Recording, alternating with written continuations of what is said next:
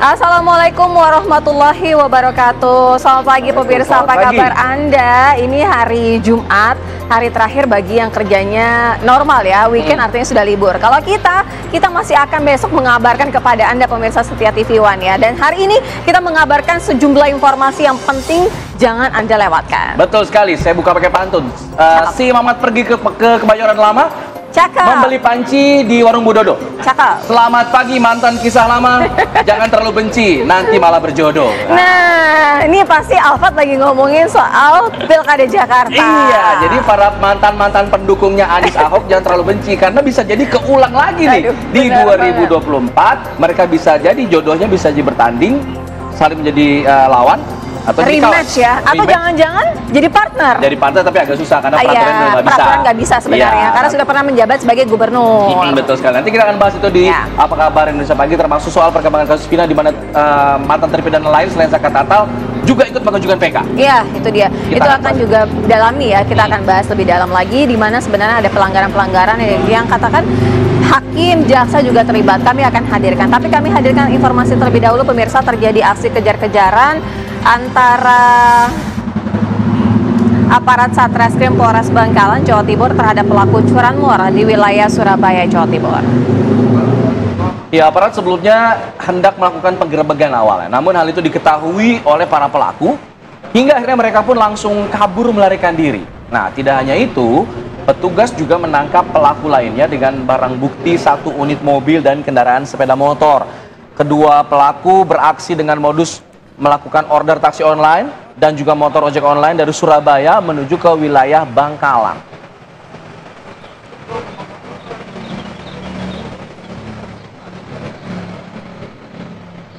Informasi selanjutnya, seorang pelajar tewas pemirsa usai tertabrak kereta api di perlintasan Jalan Panjang Green Garden di Kebonjeruk, Jakarta Barat pada Kamis malam.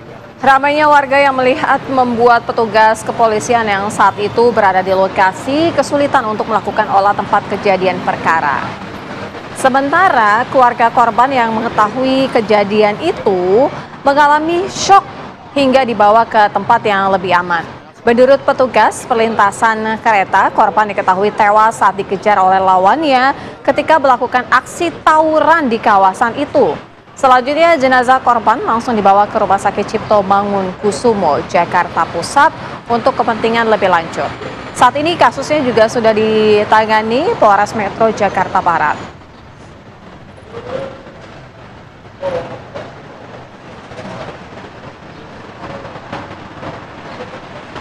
Pemirsa, kami hadirkan informasi selanjutnya di mana ini terjadi aksi penjambretan. Ini kembali kami imbau kepada Anda untuk segera berhati-hati dimanapun Anda berada. Ini ada peristiwa di mana tengah berboncengan 3 sepeda motor menuju rumah seorang wanita menjadi korban penjamretan ponsel di Jalan Raya Kalimalang, Duren Sawit, Jakarta Timur. Ya, pelaku ini berjumlah 3 orang pemirsa. Mereka juga berboncengan 3. Mereka melancarkan aksinya dengan memanfaatkan situasi jalanan yang pada saat itu dalam kondisi sepi. Pelaku dengan cepat merampas ponsel milik korban yang sedang duduk di posisi tengah sepeda motor. Tidak tinggal diam, korban kemudian berupaya untuk mengejar pelaku, merebut kembali ponsel yang direbut. Tapi saat kejar-kejaran tersebut, salah satu pelaku yang berada di posisi paling belakang terjatuh dan ditinggal oleh 2 rekan lainnya untuk melarikan diri dengan membawa kabur ponsel dari korban. Pelaku yang terjatuh kemudian berhasil ditangkap oleh sejumlah pengendara yang tengah melintas hingga akhirnya menjadi bulan-bulanan masa. Pelaku kemudian dibawa ke Polsek Duren Sawit, Jakarta Timur untuk mempertanggungjawabkan perbuatan.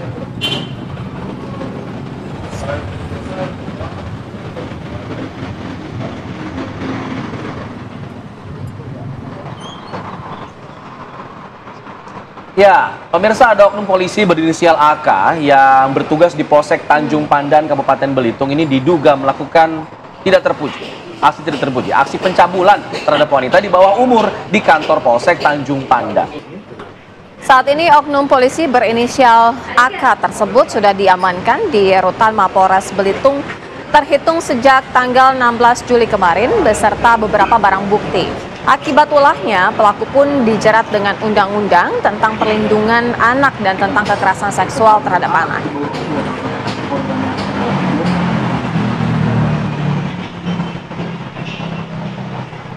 pelaku diancam dengan pasal 82 ayat 1 Undang-Undang RI, satu orang pelaku.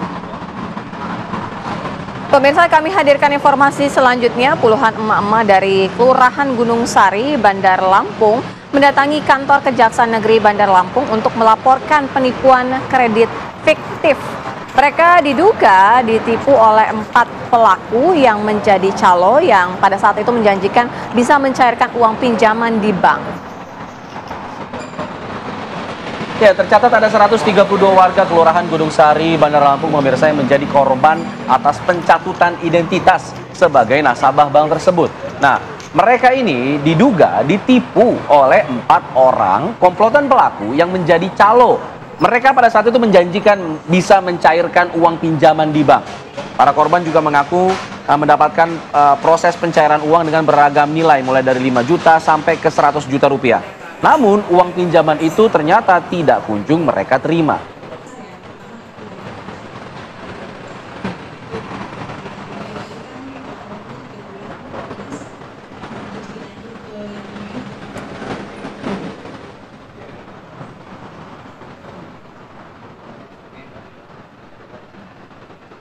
Ya, pemirsa, tim Siber di Treskrimum Polda Jawa Barat ini menangkap 3 pelaku sindikat penipuan jual beli sepeda motor secara online. Nah, dengan modusnya ini mereka mengunggah gambar sepeda motor lain, lalu pelaku menjual motor dengan harganya murah supaya menarik minat dari para calon korban. Ketiga pelaku berjenis kelamin 1 orang perempuan dan 2 laki-laki asal Balikpapan. Korban dari aksi penipuan ketiganya mencapai ratusan juta rupiah dari sejumlah korban. Modus pelaku pada saat itu mengunggah foto sepeda motor milik orang lain yang didapatkan dari platform jual beli online dan menawarkan kembali dengan harga yang murah untuk menarik minat calon korbannya. Ketika ada yang berminat, pelaku kemudian mengarahkan korban untuk menemui pemilik asli kendaraan dengan cara memanipulasi korban, lalu mengatakan pemilik kendaraan itu adalah adik iparnya. Selanjutnya, tersangka mengarahkan korban untuk segera mentransfer sejumlah uang ke rekening miliknya. Di depan polisi, pelaku pun mengaku uang hasil kejahatannya digunakan untuk judi online, termasuk membeli narkotika jenis sabu. Pelaku pun terancam 6 tahun penjara. Ini jadi peringatan agar kemudian tidak tergiur dengan adanya barang-barang ditawarkan secara online dengan harga murah. Iya, harus hati-hati.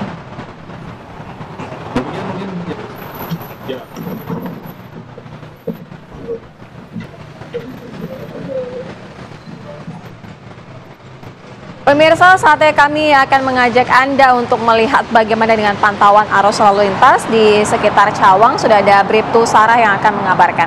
Bribtu Sarah, silakan.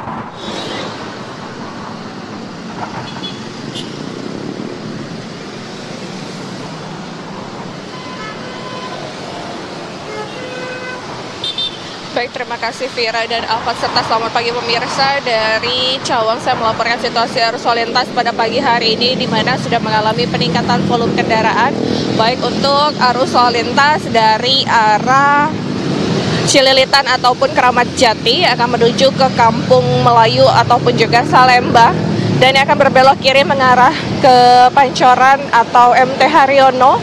Sudah dalam keadaan ramai, terlihat peningkatan kendaraan pada pagi hari ini masih didominasi oleh kendaraan roda 4 dan juga roda 2. Tentunya kami menghimbau untuk tertib dalam berlalu lintas dengan selalu berhenti di belakang garis stop saat Anda berada di traffic light untuk menjaga keamanan dan keselamatan Anda saat berkendara. Selanjutnya kendaraan dari arah Kampung Melayu yang akan lurus ke Cililitan atau berbelok mengarah ke Pancoran pada pagi hari ini pun juga sudah dalam keadaan ramai. Perlambatan kecepatan dan antrian kendaraan ada pada traffic light sejauh sepanjang 100 meter di belakang garis stop. Dan bagi Anda yang melintasi kawasan ini, harap waspada dengan mengantisipasi terhadap banyaknya aktivitas angkutan umum yang berhenti di sembarang tempat untuk menaik turunkan penumpang. Selanjutnya dari arah Pancoran yang akan menuju ke arah Halim ataupun ke Kampung Melayu masih dalam keadaan kondusif lancar. Peningkatan volume kendaraan memang sudah terlihat namun masih terbilang normal.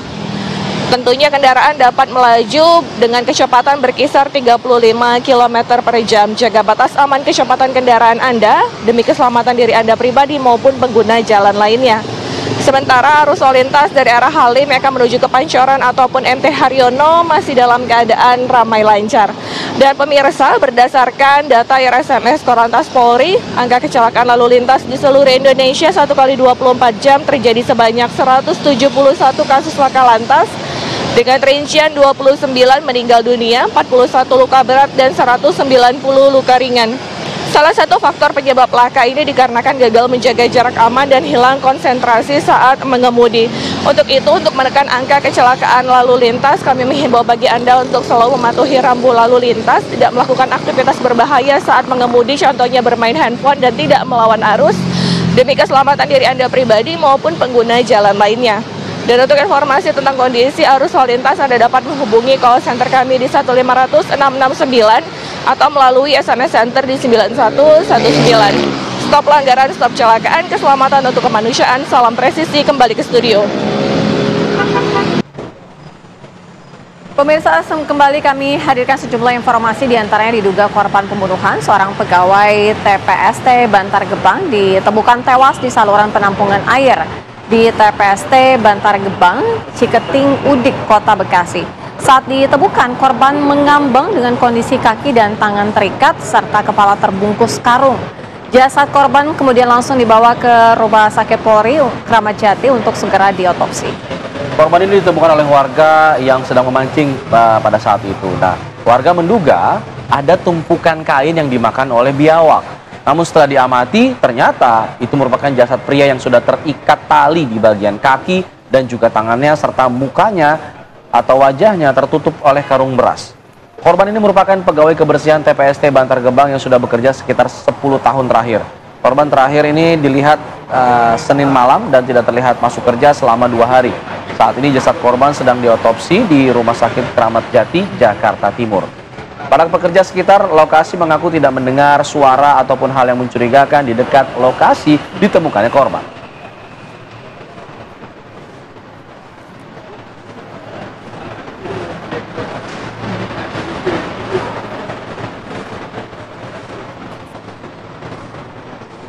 Pemirsa, sesosok mayat wanita muda ditemukan tewas tergeletak di tengah kebun pisang di Desa Trimulyo, Kecamatan Guntur di Kabupaten Demak, Jawa Tengah. Nah, korban dalam kondisi penuh luka di bagian wajah dan juga kepalanya.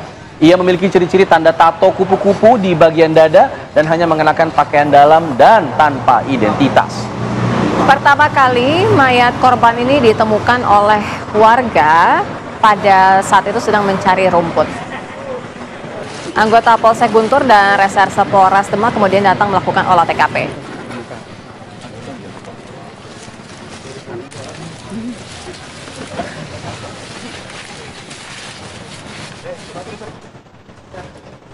Langsung saja kami dalami informasi terbaru mengenai penemuan jasad wanita bertato ini dengan Kasat Reskrim Polres Demak, ada AKP Winardi. Selamat pagi Pak Kasat, sejauh ini ditemukan bekas luka, artinya ada setelah olah TKP ada hasil lebih lanjutnya lagi Pak Kasat?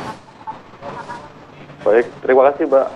Dari hasil olah TKP, kami dari Satreskrim Polres Demak langsung melakukan identifikasi terhadap korban. Dengan melakukan otopsi, karena di TKP kita tidak menemukan identitas sama sekali. Namun dalam proses otopsi, identifikasi korban juga tidak bisa keluar dari identitasnya, sehingga kami melanjutkan untuk melakukan otopsi. Ini kan jasad korban ditemukan tanpa identitas. Sejauh ini sudah diketahuikah Pak identitas dari korban ini Pak? Sampai saat ini sudah diketahui identitas korban karena setelah kami tidak menemukan identitas, kami menyebarluaskan kepada masyarakat, sehingga pada keesokan harinya ada warga yang menghubungi kami mengatakan bahwa mereka keluarganya, sehingga kami menjemput keluarga untuk memastikan bahwa korban adalah keluarganya. Latar belakang korban apa Pak? Profesinya, bekerja di mana sehari-hari, kegiatannya dan lain sebagainya? Setelah kita lakukan penyelidikan bahwa orang tua korban itu sebagai buruh bangunan. Baik, ada indikasi tertentu Pak mungkin menjadi korban perampokan atau pembunuhan? Baik, Mbak, hasil penyelidikan kami bahwa korban merupakan sebagai korban penganiayaan. Karena kami melihat di TKP terdapat beberapa luka di bagian kepala, lengan, leher maupun wajah. Oke, dikaitkan dengan latar belakang korban dan juga kondisi korban pada saat ditemukan, apakah sudah mengarah ke orang tertentu Pak? Misalnya siapa pelaku pembunuhan dan penganiayaan ini? Baik, setelah kami melakukan penyelidikan dari sejak hari Rabu siang sampai dini hari tadi, kami dari Satreskrim Polres Demak yang telah di-backup dengan tim opsional Polda Jawa Tengah telah berhasil mengamankan beberapa orang yang kita duga sebagai pelaku. Saat ini kami masih melakukan pendalaman keterlibatan para orang yang kita duga pelaku tersebut. Oke, di sekitaran lokasi kan ini ditemukannya di sebuah kebun begitu ya.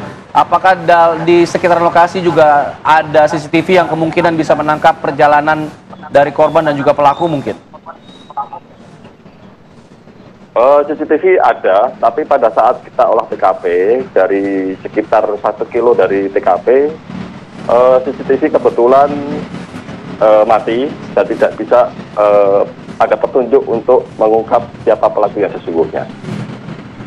Baik, singkat saja Pak, ada dugaan berapa pelaku Pak? Hasil penyelidikan kemungkinan ada lebih dari 1, Mbak. Jadi nanti kita butuh pendalaman, jadi mohon waktu untuk proses pemeriksaan yang kita duga sebagai pelaku. Baik, terima kasih Kasat Reskrim Polres Demak, AKP Winardi sudah berbagi informasi kepada kami di program Apa Kabar Indonesia Pagi. Ya, semoga segera tertangkap para pelakunya dan bisa diberikan hukuman yang setimpal.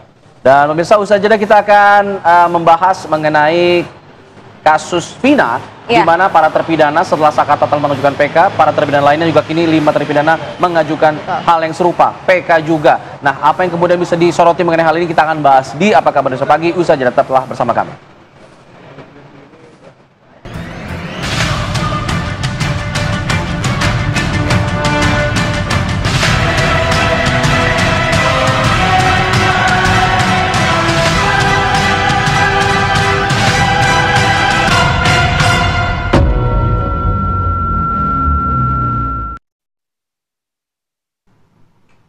Pemirsa, kami hadirkan sejumlah informasi pilihan untuk Anda, di mana Presiden Joko Widodo melantik 3 wakil Menteri Kabinet Indonesia Maju di Istana Negara. Pelantikan 3 wakil menteri ini dilakukan jelang berakhirnya masa jabatan Presiden Jokowi pada bulan Oktober mendatang. Ya, ketiga wakil menteri yang dilantik dan diambil sumpahnya adalah Thomas Jiwandono sebagai Wakil Menteri Keuangan, lalu ada Sudaryono sebagai Wakil Menteri Pertanian, dan juga ada Yulio Tanjung sebagai Wakil Menteri Investasi. Pergantian pejabat ini terjadi di tengah masa transisi kepemimpinan Presiden terpilih Prabowo Subianto dan juga Wakil Presiden terpilih Gibran Rakabuming Raka. Wakil Presiden Ma'ruf Amin beserta sejumlah menteri juga turut hadir dalam pelantikan ketiga wakil menteri ini, termasuk Menteri Pertahanan sekaligus Presiden terpilih Prabowo Subianto yang juga hadir di lokasi. 45 tahun 1945 serta akan menjalankan Ya, Menteri Pertahanan sekaligus Presiden terpilih 2024-2029 Prabowo Subianto mengungkapkan bila dirinya saat ini sedang dilatih oleh Presiden Joko Widodo sebelum nantinya resmi dilantik sebagai Presiden. Hal ini disampaikan saat menghadiri acara Geoportal 1 Peta 2.0 dan White Paper ONP Beyond 2024 di St. Regis untuk mewakili Presiden Joko Widodo. Prabowo mengatakan dirinya ditugaskan untuk menyampaikan sejumlah arahan dari Presiden Joko Widodo. Prabowo juga menyampaikan hal tersebut karena dirinya saat ini sedang dilatih oleh Presiden Jokowi agar tidak kaget saat menjadi presiden nantinya. Presiden sedang melatih dirinya, ujar Prabowo di hadapan para hadirin. Hadir dalam acara tersebut juga sejumlah menteri, diantaranya Menko Perekonomian Erlangga Hartarto, kemudian Menko Polhukam Hadi Cahyanto, dan juga Menteri Dalam Negeri Tito Karnavian.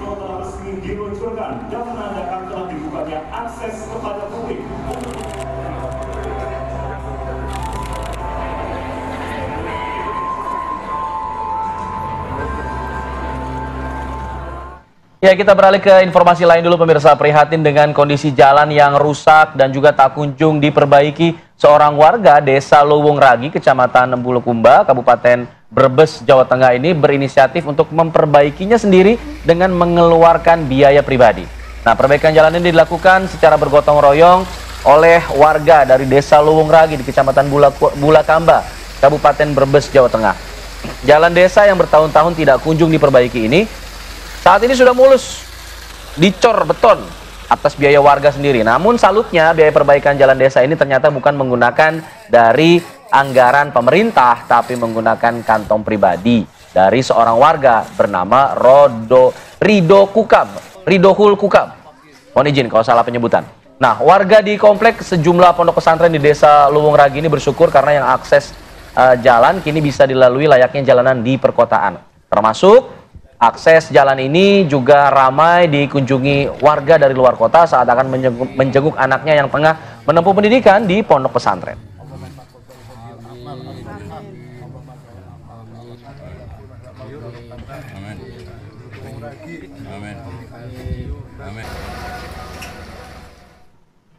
Pemirsa, plafon pada ruang kelas belajar atau RKB Sekolah Dasar Negeri 217 Apundi, Kecamatan Towuti, Kabupaten Luwu Timur, Sulawesi Selatan ini ambruk. Plafon pada ruang kelas belajar SDN 271 Apundi tiba-tiba ambruk. Plafon yang ambruk pada saat itu diduga menggunakan bahan yang tidak sesuai dengan spesifikasi. Pihak sekolah pun menyebutkan bahwa proyek plafon dan rehab sekolah baru 1 tahun difungsikan. 3 ruang kelas belajar yang baru saja direhab ini diganti plafonnya, seluruhnya ambruk dan sementara waktu aktivitas belajar mengajar pun di 3 RKB itu dihentikan sementara.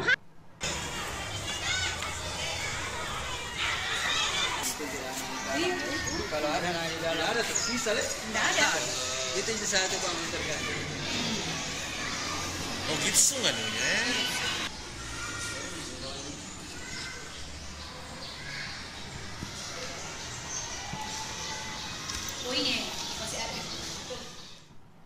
Pemirsa, setelah Saka Tatal yang mengajukan PK, ada juga 5 terpidana lainnya yang juga ikut mengajukan PK. Mereka juga menyatakan bahwa ada kesalahan yang dilakukan.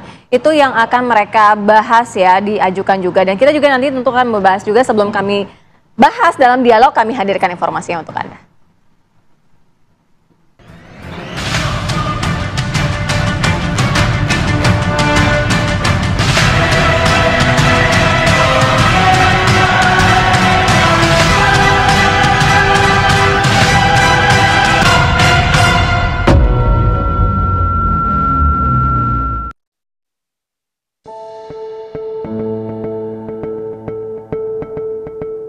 Menangnya perlawanan Peggy Setiawan di sidang pra-peradilan yang digelar di Pengadilan Negeri Bandung membawa babak baru dalam kasus pembunuhan Vina dan Eki. Setelah Saka Tatal, mantan terpidana kasus kematian Vina, mengajukan peninjauan kembali, kini 7 terpidana lain dalam kasus yang sama turut mengajukan upaya hukum. Ketujuh terpidana adalah Jaya, Supriyanto, Eka Sandi, Hadi Saputra, Eko Ramadhani, Sudirman, dan Rivaldi Aditya Wardana. Mereka menganggap ada kejanggalan dalam proses persidangan yang dulu mereka jalani. Kuasa hukum membeberkan sejumlah alasan yang kuat dalam pengajuan peninjauan kembali nanti. Antara lain adanya kesalahan prosedur dalam penyelidikan dan pertimbangan hakim yang tidak objektif, serta ada sejumlah bukti yang tidak disampaikan dalam persidangan tahun 2016 silam. Kasus pembunuhan Vina dan Eki yang terjadi di tahun 2016 terus berlanjut dan menjadi sorotan publik. Publik berharap kasus ini bisa menjadi pendorong bagi sistem hukum untuk bisa memberikan keadilan sejati bagi sebuah kalangan. Tim TV One mengabarkan.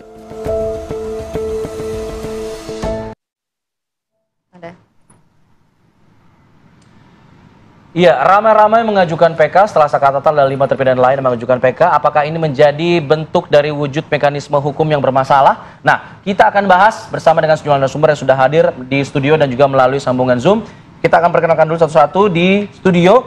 Saya ingin menyapa untuk yang pertama ada Irjen Purnawirawan Pak Roni Sompi selaku Karo Wasidik Baris Krim Polri tahun 2010 sampai 2013 dan Kadif Humas Polri 2013-2015. Selamat pagi. Selamat pagi, Pak Roni. Alfat, di sebelahnya yang sudah tidak asing aja Bang Farhad Abbas, kuasa hukum dari mantan terpidana Sakatatal. Selamat pagi. Selamat pagi. Sebelahnya ada Pak Akhyar Salmi selaku pakar hukum pidana dari Universitas Indonesia. Selamat pagi. Selamat pagi, Pak Akhyar. Dan melalui sambungan Zoom kita sudah tersambung dengan Profesor Gayus Lumbun, mantan Hakim Agung untuk periode 2011-2018. Selamat pagi, Pak Gayus. Selamat pagi, Prof Gayus. Selamat pagi. Selamat pagi. Baik, saya ingin mulai dialog ini ke Bang Farhad dulu. Sakatatal yang sudah mengajukan PK, kabarnya sudah akan melampirkan ada novum, ada 4 bukti baru begitu. Bisa disampaikan mungkin di dalam kesempatan ini? Iya, kalau rencana sidang kami Sakatatal tanggal 24. Gitu. Memang saya ini paham novum yang kami miliki. Memang cuma dapat amanah itu saya nggak boleh berbicara tentang novum. Kenapa? Karena ya, dikhawatirkan namanya juga jangan sampai ada gerakan-gerakan untuk dibaca oleh lawan lah kira-kira seperti itu. Nah, tapi karena sudah pernah digambarkan baik melalui Peradi maupun dengan tim kita yang lainnya ya bolehlah saya bongkar sedikit gitu.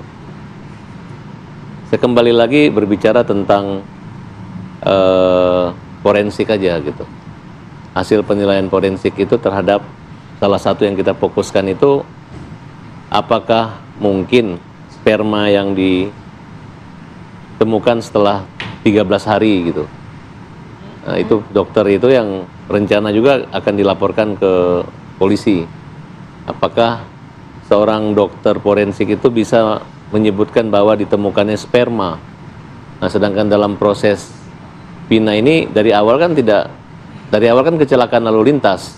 Nah, tentu ketika sebelum dikubur itu kan ada pencucian mayat buat umat muslim kira-kira. Kan dibersihkan sampai kok bisa bertahan itu karena setelah kami konsultasi dengan beberapa ahli forensik itu sangat mustahil sperma itu masih bisa ada dan tidak pernah dilakukan tes DNA terhadap itu nanti diajukan dalam PK. Tapi kan tidak terkait dengan Sakatatal kalau untuk yang sperma. Ya kalau kemarin kan hanya foto-foto bahwa kita kan fokus bahwa ini mungkin kecelakaan lalu lintas. Nah, jadi mereka perbandingan olah TKP dari awal. Nah, dari awal itu kan mungkin ditemukannya ada kan hampir semua luka itu di kanan semua. Lecet motor sebelah kanan semua. Jadi kalau pembunuhan milih semua mukulnya sebelah kanan semua, logikanya nggak nyambung gitu. Karena pada saat persidangan dulu, majelis juga tidak terfokus di situ. Nah, karena Sakatatal lebih dulu dipidana dengan seumur hidup akhirnya yang 7 ini ngikut seperti itu. Nah, ini yang kita mulai gali kembali dengan penyelidikan kembali, termasuk dengan temuan adanya pencabutan berita acara keterangan saksi di pengadilan oleh Liga Akbar. Nah, kemudian hari ini juga kita akan ke Bandung untuk minta salinan resmi karena nanti kan ada perbaikan putusan Peggy, karena Peggy itu yang dikatakan adalah Peggy yang bebas kemarin itu dalam rangkaian cerita ini pertimbangan hakim adalah termasuk pelaku utama yang dianggap memperkosa maupun membunuh. Gitu. Pak Roni, kalau misalnya berdasarkan apa yang Pak Roni ketahui pada saat ini yang tengah berlangsung terhadap kasus pembunuhan Vina dan Eki, ini kan proses prosedurnya ada yang dikatakan ada celah kesalahan gitu. Penetapan tersangka terhadap Peggy Setiawan melalui prosedur yang sudah banyak yang dilewati gitu. Penetapan dan juga berkas perkara yang sebenarnya belum ada tadi pada saat itu, tapi penetapan tersangka. Ini mungkinkah terjadi pada saat itu ada kesalahan-kesalahan dari pihak kepolisian pada saat itu melakukan prosedurnya? Ya, terima kasih. Kalau kita lihat bahwa sebuah proses penegakan hukum, kalau kita mengacu kepada Undang-Undang Nomor 8 Tahun 81 tentang KUHP, maka penyidik Polri setelah menyelesaikan proses penyidikan, kan harus menyerahkan berkas perkaranya kepada jaksa penuntut umum. Jaksa penuntut umumlah yang bisa melihat, mengawasi, mengecek secara keseluruhan berkas perkara itu dan seluruh prosedur penyidikan sudah dilaksanakan dengan benar. Sudah cukup bukti atau belum. Nah, kalau sudah cukup bukti, maka jaksa penuntut umum akan menyatakan dengan istilah P21, bahwa berkas perkara sudah lengkap, penyidik harus segera menyerahkan tersangka dan barang buktinya untuk bisa disidang di pengadilan. Di dalam hal ini, kalau sudah ada putusan yang berkekuatan hukum tetap, nah kita melihat bahwa ini sebagai sebuah sistem peradilan pidana Indonesia yang sudah tuntas, sudah ingkrah. Nah, kesalahan apa yang terjadi mulai dari penyidikan, penuntutan, pendakwaan, dan proses persidangan di depan hakim. Nah, ini yang sekarang ini sedang diupayakan oleh para terpidana, bantuan dari para penasihat hukum, dan ini saya kira merupakan bagian dari hak ya, karena peninjauan kembali itu juga memang diberikan ruang di dalam KUHP.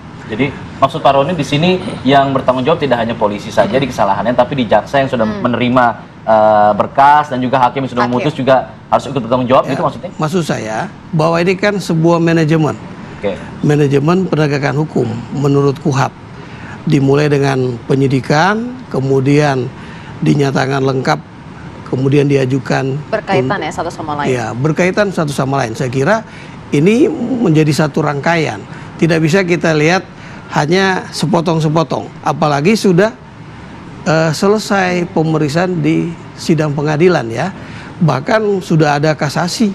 Ya. Sudah pernah ada kasasi. Makanya sekarang ini kan peninjauan kembali. Baik, kita akan dengar juga pendapat dari Prof Gayus. Prof Gayus, kalau kita lihat ini sidang pada tahun 2017 lalu, mungkin Anda pada saat masih menjabat sebagai Hakim Agung juga sempat memantau mengenai kasus ini. Kalau tadi dikatakan ini sebuah sistem peradilan yang kemudian ada kekuatan hukum tetap, tapi ternyata sekarang digugat kembali lewat PK. Nah, bagaimana kemudian Anda sebagai seorang Hakim Agung bisa, mantan Hakim Agung, melihat hal ini ada sebuah sistem peradilan yang dipertanyakan kembali Pak hasil keputusannya. Nah, bagaimana pendapat Anda? Nanti usai jeda kita akan bahas itu. Tetap di sini di Apa Kabar Indonesia Pagi. Ya, saya ingin ke Prof Gayus. Prof Gayus, dengan melihat hasil putusan peradilan pada saat 2017 lalu yang sekarang akhirnya ramai-ramai digugat lewat PK, ini bagaimana kemudian Anda melihatnya sebagai seorang mantan Hakim Agung, ada sebuah putusan yang akhirnya hampir semua terpidananya mengajukan PK, Pak? PK itu bertujuan untuk memberikan keadilan,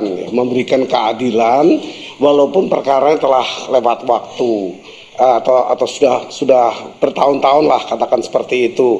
Namun di pasal 263 KUHP ayat 2 itu menegaskan ada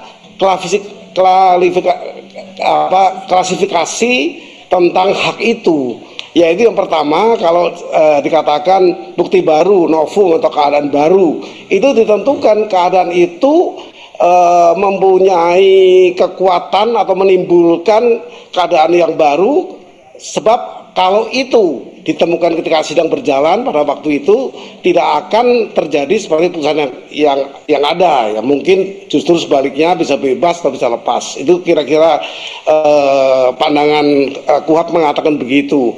Namun untuk itu ada waktunya ya, novum itu 180 hari terhitung ditemukannya bukti baru itu. Jadi ada waktunya. Demikian pula yang dua lainnya, apabila ada pertentangan dalil atau putusan yang lain juga diberi waktu, batas waktu, limitasi waktunya itu 180 hari setelah diucapkan pada sidang terbuka itu dan putusan itu sudah diterima oleh para pihak. Nah, ketiga baru adanya kehilafan hakim. Apa itu kehilafan hakim? Ada dua di sini. Yang pertama, kalau kehilafan terjadi pada pertimbangan hukum hakim atau majelis hakim.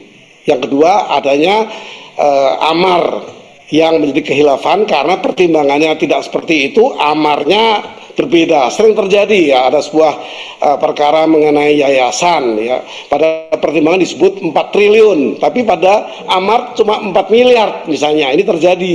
Nah, hal seperti itu harus diproses melalui PK atau peninjauan kembali yang mengembalikan lagi keadaan yang seharusnya. Itu inti dari pengajuan PK yang menjadi satu kesempatan yang bersifat upaya hukum luar biasa, namun dibatasi keluar biasaan itu dengan 3 hal tadi. Demikian. Baik, Prof. Gayus melihat kasus pembunuhan Vina dan Eki ini pada saat putusan yang dilakukan hakim beberapa tahun yang silam itu, ada tidak celahnya kesalahan yang dilakukan? Tentu saya tidak bisa melihat karena putusannya tidak saya baca di yang terakhir ya, yang kasasi. Tetapi ada kejanggalan pada putusan banding ya tentang nama di sana. Nama itu memang meragukan apakah nama yang tepat itu Peggy alias Perong ya, atau Perong ya, atau Peggy Setiawan. Ini agak menjadikan persoalan-persoalan yang mungkin bisa diluruskan melalui PK ini. Jadi saya mengatakan PK ini memiliki celah yang baik untuk dilakukan ya, karena berbagai adanya perbedaan, adanya bisa kehilafan, dan bukti baru itu atau keadaan baru bisa menjadikan perubahan dari putusan yang seharusnya. Dan ini merupakan bagian pemohon bagian dari 11 orang yang terkait sebagai kelompok orang ini. Jadi masih sangat mungkin dilakukan upaya PK. Baik, saya ingin ke Pak Ahyar. Pak Ahyar, kalau tadi disebutkan ada bukti baru, ada durasi waktunya 180 hari, setelah ditemukan bukti baru maksimal harus diajukan di PK begitu. Tapi bagaimana dengan bukti-bukti lama yang pada saat itu dikesampingkan oleh majelis hakim? Misalnya pada saat Saka Tatal ini ada pengakuan intimidasi, penyiksaan saat proses pemeriksaan, beberapa saksi yang dihadirkan pada saat memberikan alibi bahwa Saka Tatal tidak berada di lokasi juga dikesampingkan oleh hakim. Apakah ini bisa kembali diajukan lagi untuk di PK ini atau bagaimana? Kalau menurut saya dimungkinkan, itu masuk kepada huruf C, ada kekhilafan hakim, katakanlah begitu. Dia kok tidak mempertimbangkan. Saya belum membaca putusan itu. Seharusnya hakim ada pertimbangan hukumnya itu, kenapa ini ditolak, kenapa ini diterima, ada nggak di situ? Nggak cukup hakim menurut saya ini tidak relevan dikesampingkan. Ada kalanya keputusan ada juga yang cenderung seperti itu. Sebenarnya kalau mau kita komprehensif pertimbangan hukum, kenapa dia dikesampingkan? Apalagi kalau nggak dipertimbangkan sama sekali. Nah, ini memungkinkan ada peluang di huruf C-nya di situ, ada masuk kepada poin kekhilafan. Ini tidak ada limitatif kekhilafan yang mana di sini. Bagaimana pengacara, penasihat hukum bisa meng-create suatu argumentasi bahwa ini memang khilaf.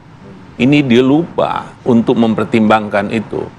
Mungkin dia tidak mempertimbangkan dengan sumar, bisa juga kita katakan tidak komprehensif penerbangannya. Jadi kurang. Jadi bisa masuk di poin itu. Nah, kita berharapkan begini. Di dalam hukum pidana tujuannya kan kita untuk mengungkap kebenaran material. Jangan hanya sekedar formalitas yang materialnya. Nah, di sini ada nggak hakim yang progresif yang kita berharap, yang menggali nilai-nilai hukum yang ada di dalam masyarakat, keadilan, kan gitu kan? Alangkah tidak adilnya kalau orang yang nggak bersalah kita hukum. Juga tidak adil orang yang bersalah nggak kita hukum. Tapi jauh lebih bagus yang bersalah nggak kita hukum daripada yang orang nggak bersalah kita hukum. Ini persoalan keadilan. Nah, memang nuansa ini di dalam KUHP baru kita sudah diinikan. Banyak tujuan hukum itu sebenarnya, antara lain keadilan dan kepastian hukum. Di dalam KUHP ditekan kalau ada pertentangan antara kepastian hukum dengan keadilan, keadilan ini dulu yang diutamakan. Nah, adil tidak di sini. Kalau tidak mempertimbangkan itu, dia merasa kalau sekiranya dahulu dipertimbangkan, mungkin dia akan berbeda putusan. Saya melihat ada peluang itu, asal bagaimana argumentasi nanti, ini mungkin Bung Farhad sudah memasukkan di situ, kan bisa untuk mengelaborasi lagi nanti di saat terakhir, Pak mungkin Ahyar, di saat artinya kesimpulan. kalau untuk proses hukum saat ini, baik itu PK, bisa membongkar begitu, ada kesalahan-kesalahan ataupun missing link dari hakim dan juga jaksa pada saat itu? Iya, tentu kan memang tujuan PK itu membongkar ada kekhilafan, ada kesalahan di dalam putusan yang lama. Tapi bisa tidak untuk membongkar itu dengan terang benderang? Harusnya bisa. Walaupun sudah bertahun-tahun lamanya ya? Iya, harus begitu. Asal ada argumentasi, apalagi kalau ada novum itu. Ini yang saya sebenarnya mempertanyakan. Ini kan keputusan MK membatasi yang kalau saya nggak keliru itu 180 hari terhadap novum. Itu memang sejak diketahui. Nah, apakah kenapa sih harus dibatasi kayak begituan itu? Pasti ini larinya nanti untuk kepastian hukum kan. Udah tepat nggak? Ini perlu dikaji lagi. Cuman kan keputusan MK ini kan final and binding. Sebenarnya MK sendiri bisa menganulir itu. Nah ini kan bisa kalau menurut saya. Yang kita mau cari ini apa? Kan kebenaran yang hakiki sebenarnya kan. Artinya berimplikasi hukum terhadap jaksa, hakim, polisi yang lama ketika PK yang diterima. Artinya kan ada kesalahan kalau terhadap pribadinya kan tidak. Terhadap langkah yang ini kan dikoreksi secara keseluruhan. Ya tentu kan keseluruhan. Di sini kata mulai dari masalah penyidikan, berkas perkara itu tadi. Disampaikan kemudian diperiksa buat dakwaan oleh jaksa, diputusan oleh pengadilan. Nah ini kan kalau dahulu itu adalah tidak ada terungkap, kan di belakangan baru mereka berani berbicara, saya dahulu begini, dibeginikan, sebenarnya nggak kayak begitu kan. Kalau dahulu dia berkata begitu, tentu putusan kan lain, karena nggak terjadi dahulu itu entah kenapa, kan itulah jadi keputusan. Sekarang kalau ada yang kayak begitu, buka lagi, kita perbaiki lagi. Ini bukan persoalan menang dan kalah, ini persoalan keadilan buat kita. Semuanya harus bertujuan keadilan. Pencari keadilan, penegak hukum juga tujuannya keadilan, tujuan hukum kita. Nah, harus berpedoman ke situ, jangan merasa saya dipermalukan, saya kurang. Wajar saja, bukan sekali ini aja, kalaulah kira nanti PK dikabulkan. Kasus awal mencuapnya PK ini kan Sengkon dan Karta. 3-4 pembunuhan berencana. Nggak ada dahulu. Inilah hebatnya Prof. Seno Aji, ketua-ketua Mahkamah Agung di saat itu beliau. Saya masih mahasiswa mengatakan, nggak ada di HIR-RBG kita dulu hukum acara pidana di situ diatur. Dahulu ada PK, dicabut. Kemudian nggak ada, ini ada Sengkon Karta. Dikeluarkanlah Perma nomor 1 tahun 80 dulu. Mengeluarkan, itulah yang diambil alih oleh pasal 263 dan seterusnya. Jadi nggak ada, nih hakim itu harus menggali nilai-nilai hukum yang hidup di dalam masyarakat untuk mewujudkan keadilan. Ini vakum. Kalau ada kevakum, ada kesalahan, perbaiki. Nah, yang memperbaiki di sini kan melalui PK adalah Hakim Agung kita. Kita berharap berpikir jernih di sana, tidak bicara menang dan kalah. Baik, Bang Farhad, kalau tadi Pak Ahyar bilang mencari keadilan, apakah ini menjadi satu motif dari Sakatatal mencari keadilan itu semata? Karena kan Sakatatal sudah bebas sebenarnya. Banyak yang mempertanyakan, udah bebas ngapain lagi ngajuin PK gitu? Ya dampak dari kalau saya katakan salam hukum ini kan besar karena ya keraguan masyarakat, kerjaan mental gitu. Nah di sini sedikit saya tambahkan kesalahan aja kalau menyangkut masalah novum dan poin kehilapan dan kekeliruan hakim gitu. Ini kasus agak unik karena Sakatatal itu lebih dulu disidangkan dan tertutup karena dia anak kecil gitu. Nah, jadi lebih dulu dia dituntut hukuman maksimalnya nggak seumur hidup, tapi pasal pembunuhan berencana gitu. Sedangkan perkara yang 7 itu belakangan gitu. Nah, makanya hakimnya memang udah diadukan ke Komisi Yudisial ya, karena waktu itu sempat mau mencabut BAP karena didampingi Bapas itu nggak bisa. Berbeda dengan yang 7 orang terpidana, walaupun mereka mencabut BAP, tetap aja yang di copy pastenya adalah keterangan BAP yang di kepolisian. Nah, kemudian kita juga minta kepada pihak kepolisian diberi dong tindakan, termasuk yang kemarin hasil putusan pra-peradilan, tindakan itu. Nah, dan sampai saat ini belum ada, baik dari kepolisian maupun kejaksaan, terutama kejaksaan, hasil eksaminasi atau evaluasi, sehingga rasa keadilan masyarakat yang sekarang menduga-duga siapa yang salah atau media sosial ini menghukum seolah-olah jaksa, polisi, hakim salah adanya rekayasa penyidikan. Tolong buktikan kalau ada rekayasa penyidikan atau salah menghukum di situ, pihak kepolisian maupun kejaksaan tidak usah ragu lagi. Ya tinggal mereka menjadi bukan hanya kepastian hukum tapi menjadi dokter keadilan, di mana ya jangan dibiarkan kami lawyer-lawyer yang berteriak, kami tunggu PK, enggak. Bahkan kalau saya lihat di Pradi aja, untuk bertemu dengan para terpidananya susahnya minta ampun. Bahkan untuk bertemu dengan Sudirman saat ini tidak bisa. Baik, kita langsung tanyakan kepada Pak Roni. Pak Roni, dituntut untuk keadilan. Apa yang bisa kira-kira polisi berikan untuk menjadi dokter keadilan tadi istilah dari Bang Farhad? Ya, saya kira dalam proses penyidikan ini, karena merupakan manajemen, saya sepakat bahwa dalam rangka memberikan keadilan sesuai dengan tujuan penegakan hukum, semua yang terkait dalam manajemen penyidikan ini melakukan introspeksi, eksaminasi, evaluasi, termasuk Polri. Dan bagaimana Polri juga memberikan ruangnya tentu sesuai dengan hasil evaluasi terhadap putusan Pengadilan Bandung, ya, itu dimulai dari situ terhadap Peggy Setiawan, ya, dalam pra-peradilan. Dan tentunya Pak Kapolri kan sudah menyatakan bahwa beliau akan melakukan evaluasi, dan saya kira Irwasum Polri, Kabar Reskrim Polri sudah turun, termasuk Kadif Propam Polri, untuk secara internal mereka melakukan eksaminasi dan evaluasi terhadap proses penyidikan yang dilakukan tahun 2016 yang lalu, termasuk proses penyidikan lanjutan terhadap Peggy Setiawan pada tahun 2024. Dan ini merupakan bagian dari upaya memberikan rasa keadilan sesuai dengan tujuan penegakan hukum itu. Tapi bentuk evaluasi itu perlu tidak sih Pak dibuka misalnya ke publik, penyidik yang pada saat 2016 nih orangnya ini, yang penyidik sekarang ini, supaya kemudian masyarakat bisa menilai, oh ternyata ada perbaikan nih dari pihak kepolisian. Kalau ternyata di baliknya orang itu yang penyidik yang sama, yang pada saat itu melakukan kesalahan lalu sekarang menyidik lagi, apakah itu bisa dikatakan sebagai bentuk evaluasi? Ya, tapi nanti dijawab saya jeda ya. Kita jeda dulu. Kita kembali setelah itu di Apa Kabar Indonesia Pagi.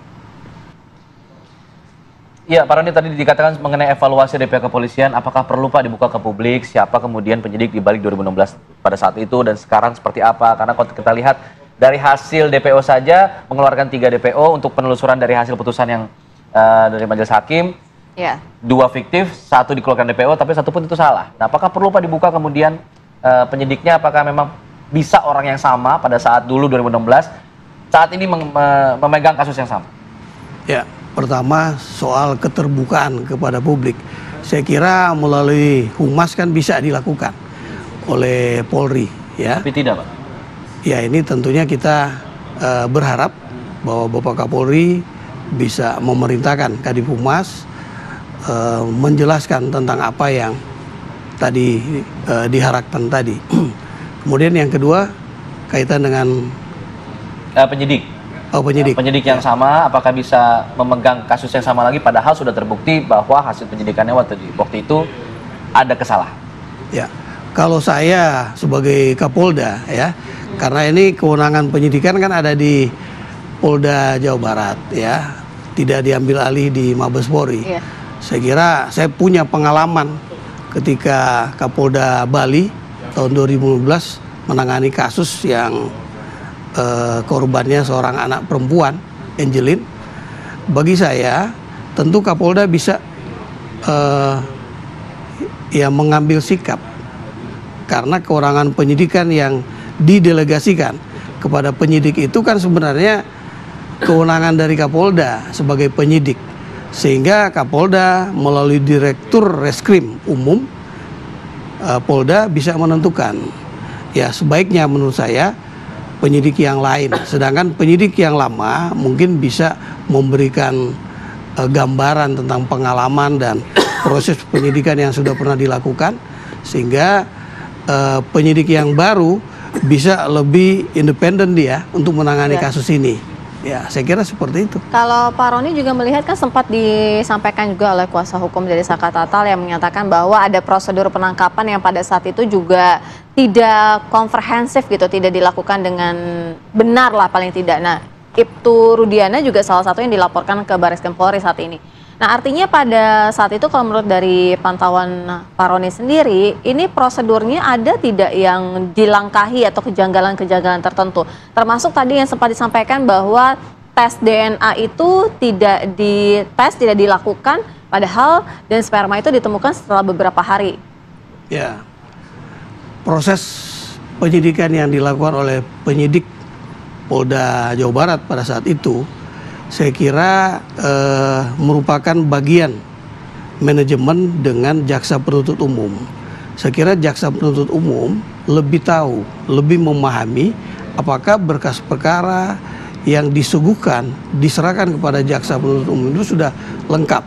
Dan semua prosedur yang dilakukan oleh penyidik itu sudah benar.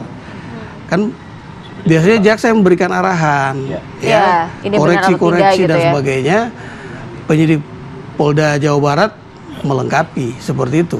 Nah, hal ini yang harusnya dilihat secara keseluruhan. Dan saya kira untuk Mabes Polri sendiri, karena sudah menurunkan baik itu Wasum Polri, juga Barreskrim Polri, saya kira ini sudah dicek ya, dievaluasi, dilakukan eksaminasi, dan mereka ya kita harapkan segera menyampaikan kepada publik. Ya. Bicara masalah evaluasi sistem peradilan, tentu tidak hanya polisi saja yang kemudian mendapat sorotan, tapi kemudian ada jaksa dan juga hakim yang hasilnya kemudian harus disorot juga. Nah, Prof Gayus, kalau kita lihat bicara masalah evaluasi, tadi dikatakan Pak Ahyar juga, apakah ini evaluasi ini akan bisa berimplikasi hukum terhadap hakim dan juga jaksa yang pada saat itu memberikan putusan pada situ hakimnya, jika kemudian PK ini diterima, PK ini dikabulkan? Begini ya, dikabulkan apa ditolak itu akan tergantung kepada hakim pemutus, yaitu Hakim Agung yang akan mengadili perkara PK. Tapi Hakim Agung kan dibatasi juga dengan aturan-aturan, yaitu wilayah-wilayahnya. Pintu pertama itu adalah pintu di mana akan disidangkan kembali di PN setempat atau PN asal. Di sana ada jaksa juga yang hadir untuk kembali mengevaluasi apa yang dimohonkan. Dengan tegas saya katakan kalau akan menggunakan poin tentang adanya perbedaan putusan, dalil dan sebagainya, apalagi yang ketiga, kesalahan hakim yang nyata atau kehilangan, itu tidak bisa masuk. Saya menyesalkan itu pendapat Pak Ahyar kalau bisa diterobos dengan kehilangan hakim. Pintu masuknya sudah tertutup itu ketika di PN. Belum lagi di MA itu ada tim penelaah, baru sampai ke hakim. Ditelaah apakah lewat waktu apa tidak aturannya. Keadilan memang perlu diberikan, tetapi ada 3 elemen lain: kepastian hukum, kemanfaatan, baru keadilan. Pak Jimli dan bukunya menyebutkan, ini kan menyontek apa pendapatnya Gustav Radbruch. Penerbit teori ini mengatakan berikan keadilan kalau berkonflik. Tapi Pak Jimli berbeda. Untuk Indonesia serahkan pada hakim, karena hakim akan mengukur keadilannya seperti apa, kemanfaatannya apa, dan kepastian hukumnya seperti apa. Itu Pak Jimli Asidiki dalam bukunya mengatakan seperti itu. Jadi ini layak untuk diteruskan, tapi dengan pintu novum. Masih banyak. Tadi Pak Roni dengan tegas menjelas, dibuka saja semuanya, diteliti lebih lanjut manajemen proses perkaranya. Kalau ada kesalahan-kesalahan yang bisa menjadikan novum, sehingga kalau pada waktu itu dibuka di persidangan pertama atau banding, nah ini akan menjadikan keadaan berubah, tidak menjadi dihukum, bisa bebas atau bisa lepas. Ini yang betul tidak menabrak undang-undang, karena yang diatur 120 hari setelah dibacakan dan diterima dengan baik oleh para pihak itu kunci. Penelaah akan menunjuk itu sudah lewat waktunya. Tolong kita tidak berbicara soal konsep. Kalau konsep progresif iya, tapi itu bukan undang-undang, Mas. Itu konsep, ya baik ya begitu. Ya, kekuasaan kehakiman juga memberikan celah, tapi tidak konkret. Ya, memberikan menggali kebenaran. Ya betul, menggali. Ya digali apa? Kalau digali yang tidak boleh, masa digali terus? Artinya hakim akan terbatas. Nanti kalau ada penelaah, ada pintu masuk di PN, itu yang digunakan. Bagi saya yang paling kuat adalah novum. Ini memang bisa diajukan. Berbagai novum saya ikuti, ya, ditemukan besi dengan daging misalnya, berarti itu ada kecelakaan dan sebagainya. Jadi bagi saya kita harus memberi penerangan publik, bukan yang konsep, tapi apa yang ada, yang digunakan oleh hakim. Kalau mau menyalahkan hakim. Demikian. Baik, Prof. Silakan Pak Ahyar, tanggapannya apa yang disampaikan Prof. Hanya pintu novum yang terbuka untuk novum yang paling kuat. Bukti-bukti lama sudah tertutup pintunya. Iya, itulah kan kembali lagi, apakah hakim ini berpikir progresif atau tidak? Itu persoalan. Apakah hakim ini hanya berfungsi sebagai trompet undang-undang? Persoalannya situ. Kalau kita untuk mencari kebenaran yang material, why not? Kenapa tidak? Tinggal mindset hakimnya saja. Pola pikirnya bagaimana, mazhab mana yang diikuti.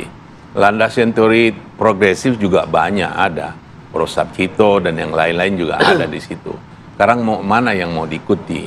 Untuk menyelesaikan hal-hal yang konkret. Tentu ada juga hal-hal abstrak dalam kondisi teori, landasan teori. Itu kan ranah juga ruang lingkup dari objek dari studi ilmu hukum kita. Jadi tidak hanya yang fakta-fakta yang ada. Di balik ini apa sebenarnya? Filosofinya, secara teoritisnya bagaimana? Lari lagi ke tadi yang menurut saya yang kita cari adalah kebenaran yang material. Apakah hambatan-hambatan yang formal yang ada? Hakim kan juga harus menemukan hukum. Nah itu bedanya kalau hakim berfungsi sebagai trompet undang-undang dengan hakim yang menemukan hukum. Dia akan bisa progresif nanti. Cuma sejauh mana sekarang hakim kita yang banyak seperti itu? Nah, itu pertanyaan di situ aja. Boleh saja bahwa perbedaan sudut pandang itu adalah hal yang biasa di dalam hukum. Makanya lahir adagium. Tu juris dan riem mendingan. Dua orang sarjana hukum berkumpul akan muncul minimal 3 pendapat. Baik. Jangan itu, Bung. Saya dengan diri saya sering berbeda pendapat. Ma diri sendiri beda pendapat saya itu. Coba jangan 3, 2 saja hukum. Itu. Baik, kita akan tunggu nanti jawabannya di tanggal 24 nanti ya, Pak Farhad ya. Untuk sidang dari PK Sakatata. Sedikit saya singkat. Ya. Kalau saya melihat ya buat Pak Rudiana memang sangat berat kehilangan anak gitu. Tapi kalau di posisi dibalik, seandainya anak Anda hidup kemudian dituduh membunuh, kemudian dihukum atas tidak kesalahannya itu, mungkin itu lebih berat lagi. Nah, semoga Pak Rudi dengan kejadian begini bisa lebih muncul aja di publik dan kita luruskan kembali siapa, apakah itu pembunuhan karena kematian karena pembunuhan atau mungkin dari awalnya olah TKP awal itu karena kecelakaan. Baik, kita sama-sama nantikan pada 24 Juli 2024 mendatang untuk sidangnya dan kita akan sama-sama menyaksikan. Terima kasih Pak Ahyar, Bang Farhad, Pak Roni, terima kasih, Prof. Gayus juga terima kasih sudah bergabung bersama kami. Berapa segmen kita? Pemirsa, sebelum kami hadirkan dialog panas mengenai pilkada, kami akan hadirkan juga informasi beberapa pilihan lainnya untuk Anda. Pemirsa, diantaranya pameran otomotif Gaikindo Indonesia International Auto Show 2024 resmi dibuka oleh Wakil Presiden Kiai Haji Ma'ruf Amin. Salah satu yang dipamerkan adalah mobil listrik ramah lingkungan yang tidak mengandalkan motor bakar. Selain ada juga karya anak bangsa membuat mobile water treatment khusus untuk Korps Brimopolri.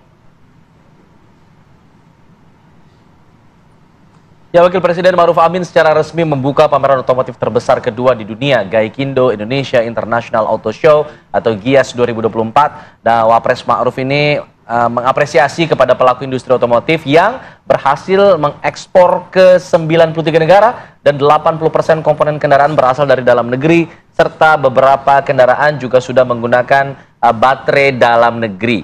Salah satu mobil yang menjadi primadona di pameran ini adalah mobil listrik yang sama sekali tidak mengandalkan motor bakar dan juga tidak menghasilkan emisi karbon. Pengisian daya mobil ini hanya membutuhkan waktu 30 menit saja dengan metode pengisian daya cepat, fast charging. Sementara untuk pengisian daya di charge station diperlukan waktu sekitar 9 jam dan dapat menempuh jarak hingga 500 km. Pameran otomotif terbesar ini diselenggarakan tanggal 18 hingga 28 Juli 2024. Lebih dari 50 merek otomotif dihadirkan di pameran ini.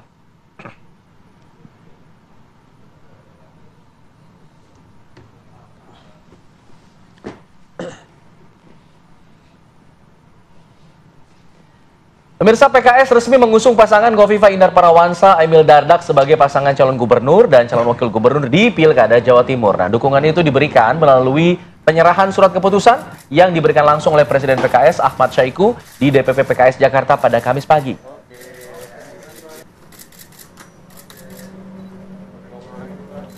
Partai Keadilan Sejahtera atau PKS resmi mengusung Khofifah Indar Parawansa dengan Emil Dardak sebagai bakal calon gubernur dan calon wakil gubernur untuk Pilkada Jawa Timur 2024. Presiden PKS Ahmad Syahiku memberikan langsung surat keputusan itu untuk mendukung pasangan Khofifah Emil di kantor DPP PKS Jakarta pada Kamis pagi. Menurut Ahmad Syahiku, pasangan Khofifah Emil dinilai sudah teruji dan terbukti dalam memimpin Jawa Timur di masa periode awal. Khofifah dan Emil pun mendadak ataupun menyambut baik sokongan dari PKS.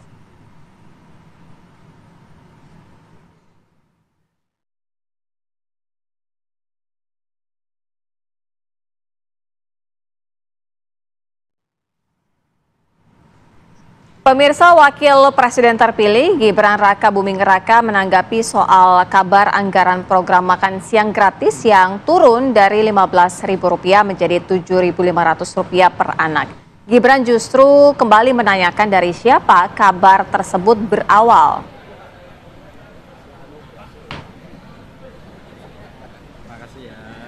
Kabar akan turunnya estimasi anggaran program makan siang gratis dari Rp15.000 per anak menjadi Rp7.500 ditanggapi santai oleh Wakil Presiden terpilih Gibran Raka Buming Raka. Kepada awak media, Wakil Presiden terpilih ini menampik hal tersebut. Justru Gibran balik bertanya tadi, seperti yang disebutkan oleh Sira, dari mana sumbernya katanya. Nah, ayah dari Jan Etes ini meminta awak media untuk menunggu kepastian berapa besaran anggaran tersebut, sehingga tidak memberitakan hal-hal yang sifatnya belum pasti.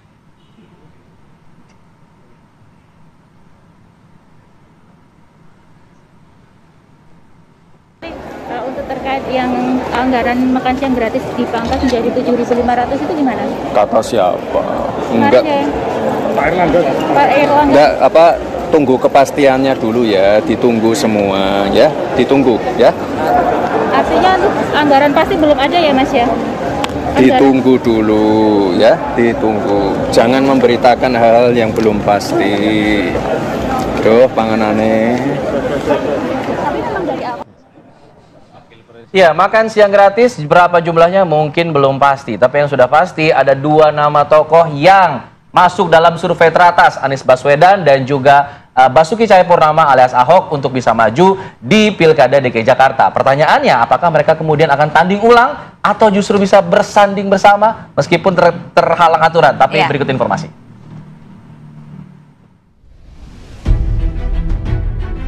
Nama Anies Rashid Baswedan memang menjadi incaran banyak partai politik untuk menjadi calon gubernur Jakarta.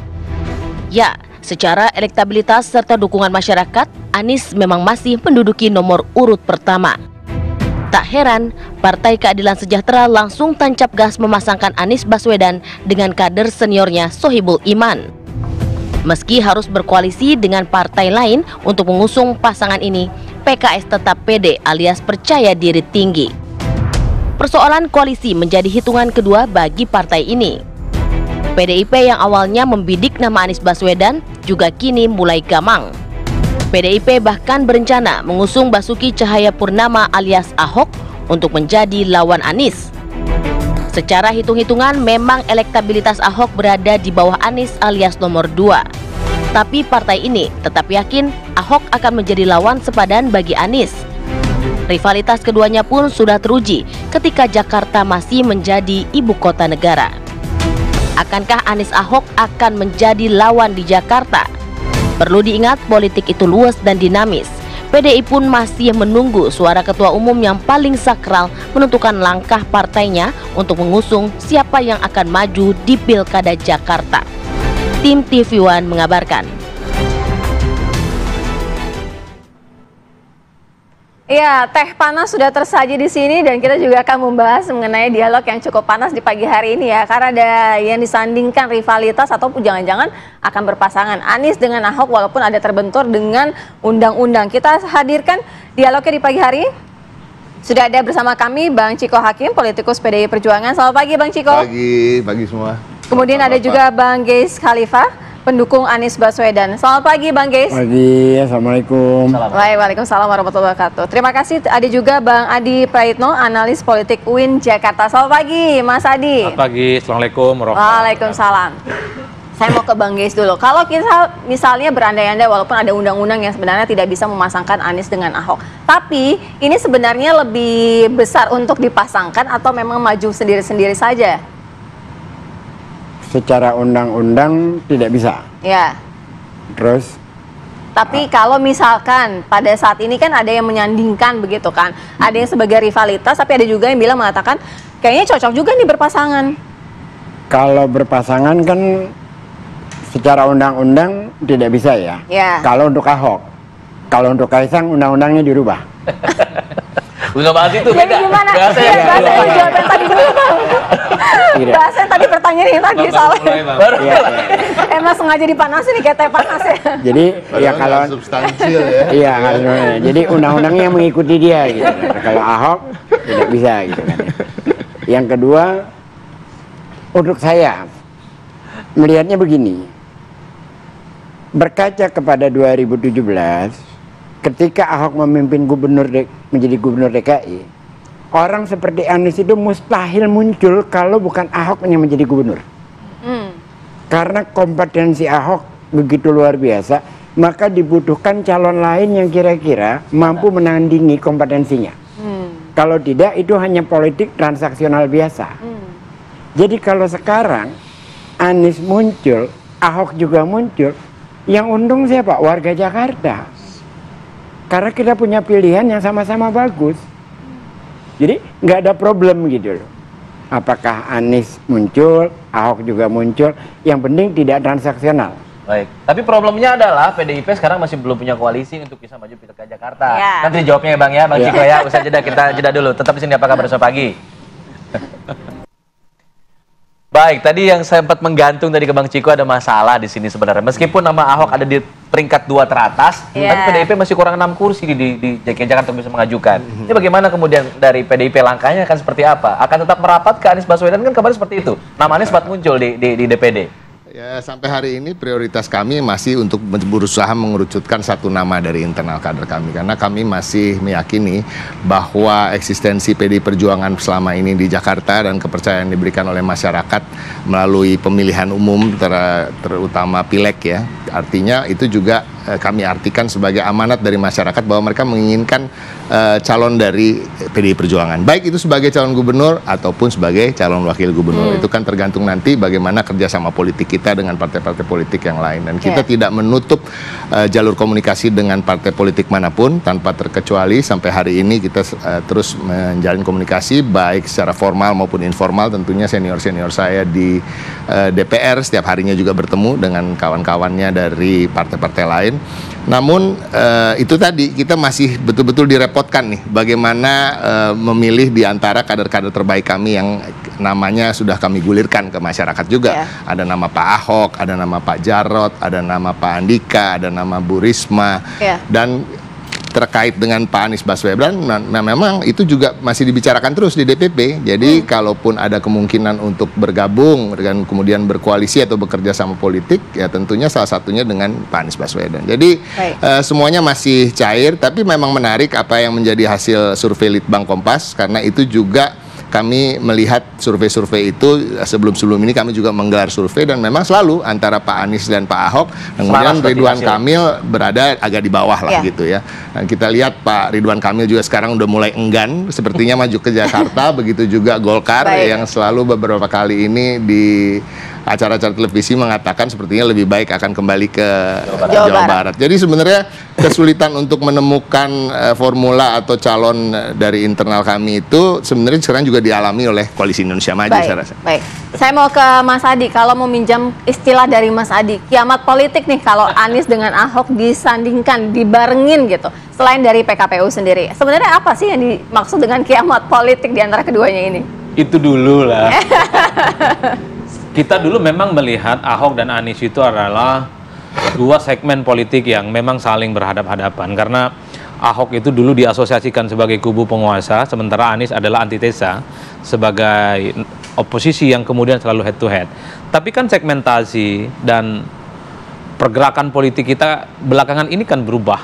Saya melihat rivalitas Ahok dan Anies itu tidak akan terulang seperti 2017. Justru yang jadi common enemy itu adalah Kaisang. Makanya Bang Ges itu kalau ditanya Anies dan Ahok agak soft. Beda kalau Kaisang ceritanya agak gaspol. Kenapa jadi common enemy, kenapa? Ya karena memang ini persoalan bagaimana proses politik di 2024 yang dinilai prosesnya itu tidak sesuai dengan kaidah-kaidah demokrasi. Ada pelanggaran etik dan seterusnya. Oleh karena itu, saya justru melihat ada kecenderungan di pilkada ini belakangan akan muncul 3 kekuatan politik besar yang kemungkinan akan maju. Yaitu kubunya Anies Baswedan. Mungkin nanti PKS dengan Nasdem lah yang akan memajukan duet proposal politik antara Anies dan Sohibul Iman. Mungkin dari kubu Kim, tinggal kita tunggu apakah Ridwan Kamil ataukah yang lain. Meski di internal Kim sebenarnya belum ada yang relatif confident untuk menantang Anies dan Ahok. Kita tahu sebenarnya bahwa RK ini relatif kompetitif jika disorongkan di Jakarta, karena elektabilitasnya masuk 3 besar. Tapi sangat kelihatan sekali Golkar nggak mau. Makanya Pak Erlangga Hartarto waktu ketemu dengan Kaisang nyebut duet antara Kaisang dan Babalu. Bagi saya itu sebagai bentuk penolakan. Jangan ada lagi cerita Ridwan Kamil di Jakarta. Tapi kan Kaisang nggak berhenti, menggoda lagi Pak. Kalau Ridwan Kamil bosan di Jawa Barat, boleh tuh tantangan baru di Jakarta. Ini memang ingin kembalikan ke isu awal bahwa Kim itu sepertinya tertarik dengan RK wakilnya Kaisang. Tapi bagi saya, di berbagai kesempatan selalu mengatakan, Kim bagi saya wajib memajukan Kaisang, Mbak. Kenapa? Mewakili wajah kekuasaan, replika politiknya Pak Jokowi dan Ketua Umum PSI. Udah kampanye di mana-mana, apalagi yang ditunggu? Ini katanya barang bagus, elektabilitasnya oke, approval rating presiden di atas rata-rata, mainkan ini barang. Nah, yang ketiga, memang belakangan saya melihat PDIP sepertinya agak mulai menjaga jarak dengan Anies. Mungkin karena psikologis pemilihnya, Pak. Karena tentu PDIP ini tidak mau bahwa pemilihnya yang cukup solid di berbagai tempat, ini nggak nyaman kalau kemudian bergandengan dengan Anies. Hati-hati At the end of the day-nya, saya justru melihat Anies versus Ahok ini friendly match. Tapi Anies, Ahok versus Kaisang, ini big match. Saya ingin tahu sih pendapat dari Pak Anies Baswedan seperti apa sih mengenai tanggapan Kaisang maju di pilkada ini akan seperti apa. Nanti saya tanya ke Bang Gies ya Bang ya, bisa jeda. Kami kembali saat lagi. Bang Gies Khalifa, tadi disebutkan kalau Anies Ahok friendly match, tapi kalau Anies Kaisang atau Ahok Kaisang bisa jadi big match. Sebenarnya tanggapan dari Pak Anies seperti apa sih dengan rencana Kaisang ini maju di pilkada? Ada nggak? Anies itu jangan diharapkan untuk memberikan komentar-komentar hal semacam itu gitu ya. Dan terus saya itu tidak pernah mewakili apa pendapat Anies, nggak pernah. Kalau saya bicara di sini adalah pendapat saya. Maka pendapat saya sebaiknya ya Kaisang maju aja sebagai calon, sebagai ketua PSI, sebagai anaknya Presiden Jokowi. Ya kita lihat di Jakarta ini sejauh mana dia punya kemampuan. Kan kemarin abangnya udah jalan-jalan tuh ke Pasar Nangka daerah saya tuh dalam rangka menaikkan popularitasnya Kaisang. Silakan gitu loh. Daripada ngomong kepada PKS, sebaiknya PKS mencalonkan dari partainya sendiri. Lalu sebelumnya mengatakan bahwa saya dipasangkan dengan Anies juga nggak masalah. Ya mau pasangkan Anies dengan lu siapa? Jadi itu hal yang tidak mungkin begitu? Begini ya. Kalau yang lain-lain is okay gitu ya. Kan kalau Mas Hadi ini bahasanya tuh santun sekali. Tidak sesuai kaidah-kaidah demokrasi gitu. Kalau bahasa saya sederhana aja, prosesnya busuk. Oke, baik. Baik, kalau dari Bang Ciko, jadi saya nggak usah ngomong. Tanggapannya soal friendly match. Jadi pada prinsipnya gini, kalau kita bicara soal demokrasi tadi ya, saya yang lebih senang untuk menyentuh hal seperti itu. Kita harus pastikan bahwa masyarakat kita ini sekarang musuh bersamanya adalah hal-hal yang sifatnya mencederai kaidah-kaidah demokrasi tadi, hal-hal yang mencederai proses, hal-hal yang melanggar etika dan norma, bukan saja hal-hal yang melanggar aturan ya, karena aturan ini kan kadang-kadang dipakai untuk melanggar aturan yang lain gitu. Iya kan, satu aturan dipakai untuk melanggar aturan yang lain. Hukum dipakai untuk mengakali hukum. Nah, ini yang harus dijadikan musuh bersama. Kita melihat kalau di DKI Jakarta itu kita harus go beyond hal-hal yang sifatnya primordialisme, hal-hal yang sifatnya tentang keyakinan masing-masing atau apa-apa yang dilakukan di ruang privat terkait dengan keyakinan warganya masing-masing. Kita harus go beyond that. Kita harus pergi ke ruang-ruang di mana kita bicara soal tata ruang, soal hunian yang layak, soal memberantas kemiskinan, menurunkan harga bahan pokok, bagaimana caranya orang berobat